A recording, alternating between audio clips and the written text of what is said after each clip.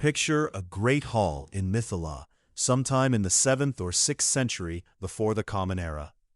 King Janaka has organized a magnificent sacrificial assembly, the Bṛhadāraṇyaka Yagna, and has arranged for 1,000 cows to stand in the courtyard, each animal's horns plated with gold.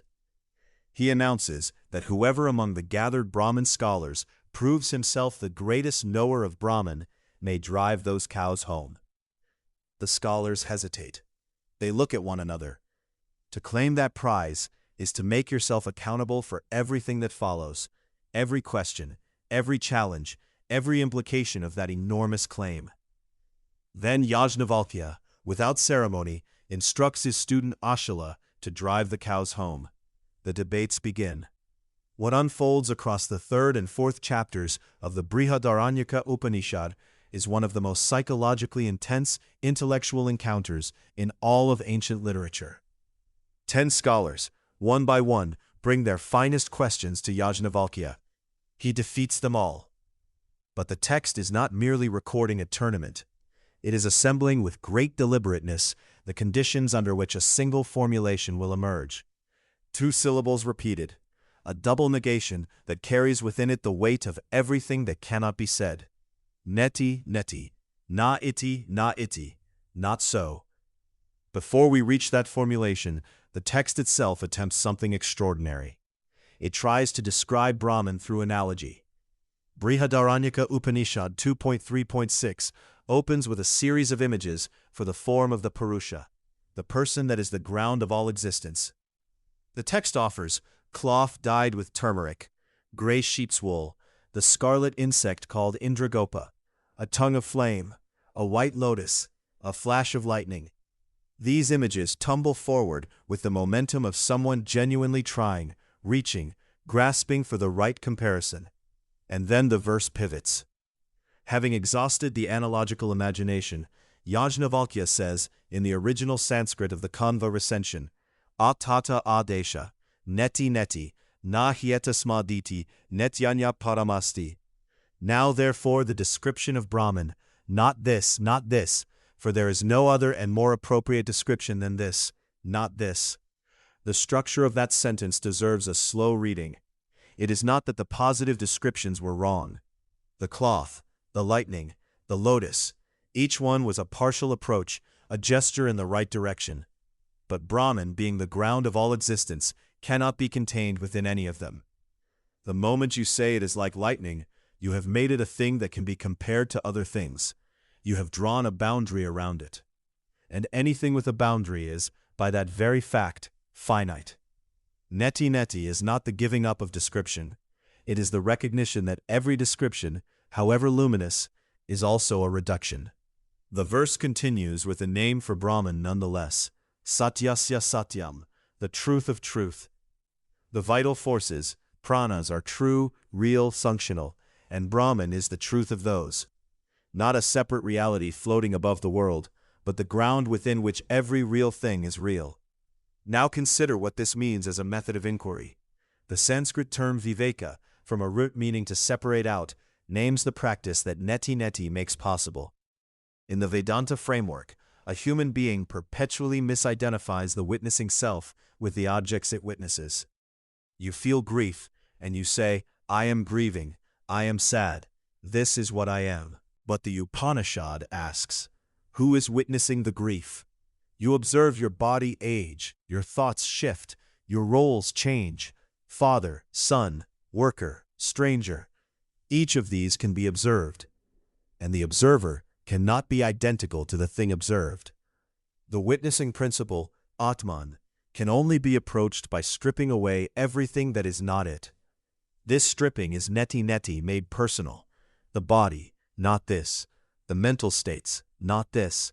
The roles, not this. The memories, not this. The second great neti neti utterance comes in Bṛhadāraṇyaka Upaniṣad 3.9.26, and its formulation goes deeper. Here the addressee is Vidagdha Shakalya, a scholar who has pressed Yajnavalkya on the nature of Atman through a long succession of questions. Yajnavalkya's response, having traced the self through successive layers of the vital forces, arrives at Sa esha neti neti atma, agrihyo nahi grihyate, ashiryo nahi shiryate, asango nahi sajyate, asito na vyatate, na rishyati. This Atman is not this, not comprehensible, for it is not comprehended, not destructible, for it is not destroyed, not attached, not fettered, for it does not suffer. Every negative here is doing specific work. Agrihya, ungraspable, not because it is hiding, but because the grasping mechanism, the mind, is itself an object within awareness and cannot turn around and grasp the awareness that contains it. Ashirya, undecaying, because decay belongs to composite things, and the Atman has no parts to dissolve. Asanga, unattached, not in the sense of being cold or indifferent, but in the sense that attachment, like all experience, is something the Atman witnesses without being altered by it. Shakalya cannot absorb this. He presses on, reaching for something more concrete to hold. The text says his head falls. This is symbolic language, but its psychological meaning is precise. The purely intellectual ego, insisting on a definable answer, confronts the infinite and collapses. There is a limit to what argumentation can carry. A parallel encounter, quieter in register, but no less searching, takes place in the private household between Yajnavalkya and his wife Maitreyi. Yajnavalkya is preparing to leave, to renounce household life entirely, to divide his property between his two wives and depart for the forest. He offers Maitreyi her share. She asks a question that stops everything. If indeed this whole earth, full of wealth, were mine, would I become immortal through that? Yajnavalkya says no. She tells him she has no use for what cannot make her immortal, and asks to be taught what he knows instead. What follows is a teaching that moves from the particular to the absolute, through a series of negations. Yajnavalkya says that we do not love our husbands for the sake of the husband, we do not love our wives for the sake of the wife, or our children for the sake of the children. We love them for the sake of the Atman, the self within us, recognizing the self within them. All love at its root is the deep recognizing the deep. He then offers one of the most beautiful analogies in the entire Upanishad. As a lump of salt dropped into water dissolves and cannot be retrieved, but wherever you taste the water, it tastes of salt, so this great, endless, infinite reality is pure intelligence alone. No part of the water is without the salt. No part of experience is without the Atman. And yet you cannot point to the salt as a separate thing once it has dissolved. She says, "Just here you have bewildered me, venerable sir, by saying that after attaining oneness, the self has no more consciousness. This is not a failure of intelligence. This is the exact confusion that arises when the dual mind tries to imagine the end of duality." She is modeling something crucial.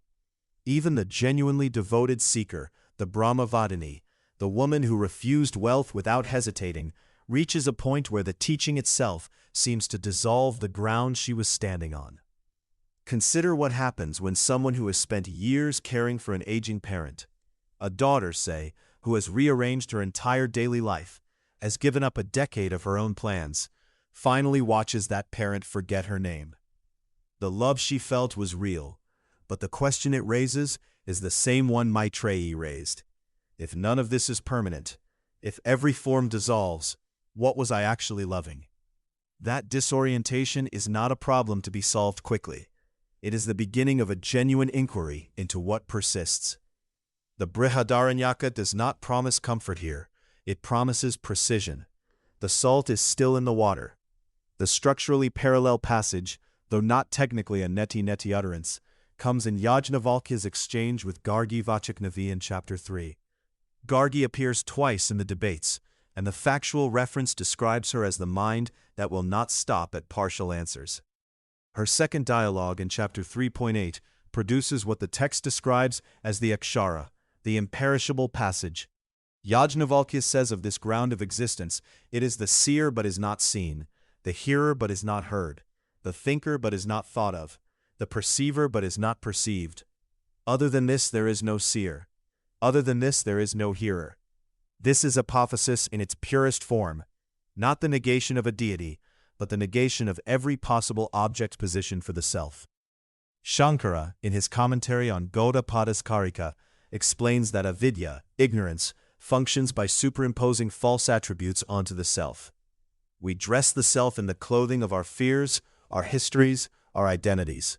Neti is the undressing, not a destruction of the person, but a clarification, what Shankara calls the removal of the obstructions produced by ignorance. This is precisely why the Avadhuta Gita, a later text attributed to Dattatreya, places Neti in direct conversation with the Mahavakya Tattvamasi, that thou art. The verse reads in the IAST, Tattvamasyadi vakyana svatma hi pratipadita. Neti shrutir bruyad unritam panchabautikam. By such sentences as that thou art, our own self is affirmed. Of that which is untrue and composed of the five elements, Scripture says not this, not this. The negation and the affirmation are not opponents. The Neti clears the field. The Mahavakya names what remains. In the 4th chapter, after all the public debates, Yajnavalkya meets Janaka privately. The text says that in these private dialogues, Brahman is described once more as Neti, free from adjuncts, beyond all distinctions of intellectual speculation. And then Yajnavalkya prepares to leave. He has taught his method to the assembly, to his wife, to the king. Now the method turns on the teacher himself. The renunciation is not an escape, it is the logical consequence of having genuinely practiced what you taught. If none of the objects of the world constitute the self, the deepest fidelity is to stop clinging to them. Even the role of teacher, even the role of husband. What to carry forward into your actual day? The Bṛhadāraṇyaka does not offer Neti as a philosophy to hold. It offers it as a practice to perform. Quietly, without announcement, in the moments when you catch yourself saying, "This is what I am." The exhausted friend who thinks, "I am the one who always gives." The person in the middle of grief who thinks, "I am only loss now." The practice does not deny the exhaustion or the grief. It simply asks, gently, precisely, who is the one witnessing that? The self is neither the grief nor the relief that follows it.